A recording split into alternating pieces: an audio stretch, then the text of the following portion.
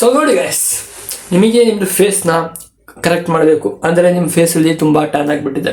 Basically ಎಲ್ಲರ ಫೇಸಲ್ಲಿ tan ಇರಲ್ಲ, ಅವ್ರ ಕಲರ್ ಯಾವ್ದಿರುತ್ತೆ. ಬಟ್ ನೀವು ಅದರ ಮೇಲೆ ಡಿಪೆಂಡ್ ಆಗಬಾರ್ದು ಗೈಸ್. ನಿಮ್ಮ face colour does not matter.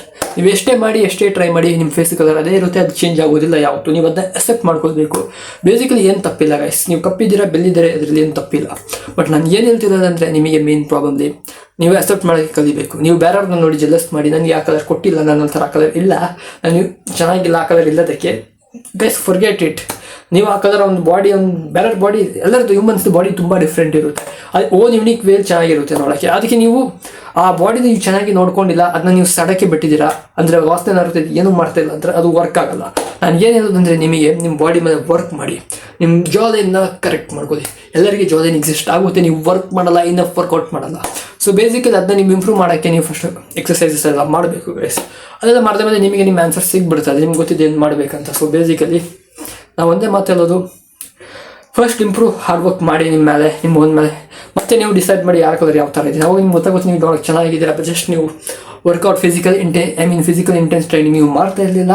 So this is just your own fault. So ಈ ಫಾಲ್ಟ್ನ ಇಂಪ್ರೂವ್ ಮಾಡಿ ಗೈಸ್. ಇದನ್ನ ಸುಮ್ಮನೆ ಕೆಟ್ಟದಾಗಿ ಮಾಡಬೇಡಿ.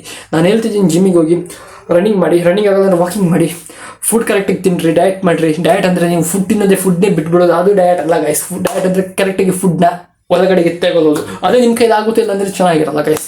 ನಿಮ್ಮ ಬಾಡಿಯಲ್ಲಿ ಏನು ವಸ್ತು ಚೆನ್ನಾಗಲ್ಲಿ ಓಡಲ್ಲ. ಶುಗರ್ ಕಂಪ್ಲೀಟ್ಲಿ ಬಿಡಬೇಕು. ಅದರ ಒಟ್ಟಿಗೆ ನೀವು ಮಾಡೋ ಕೆಲಸನ ಕರೆಕ್ಟಾಗಿ ಮಾಡಬೇಕು.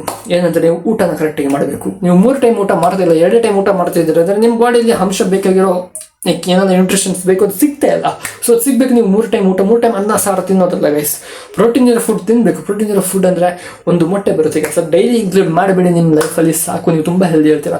ಅದರೊಟ್ಟಿಗೆ ನೀವು ಮಜ್ಜಿ ಲೈಕ್ ಕರ್ಡ್ ಗಿಡ ಅದೆಲ್ಲ ನೀವು ಇಂಪ್ರೂವ್ ಮಾಡಬೇಕು.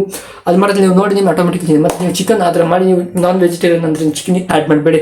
ಸೋಯಾಬೀನ್ ಇದೆಲ್ಲ ಟ್ರೈ ಮಾಡಿ ನೋಡಿ, ನಿಮಗೆ ಸೆಟ್ ಆಗುತ್ತೆ ಬಾಡಿಗೆ ಅಂತ. ಮತ್ತು ಅದು ಆಗಿನ ಬೇರೆ ಬೇರೆ ಹೈ ಪ್ರೋಟೀನ್ ಸೋರ್ಸ್ ನೀವು ಹುಡುಕಬೇಕು. ನಾನು ನಿಮಗೆ ಹುಡುಕ್ಬಿಟ್ಟು ಹೇಳ್ತೀನಿ ಏನು ತಿನ್ಬೋದು ಅಂತ.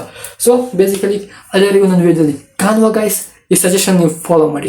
So see you guys.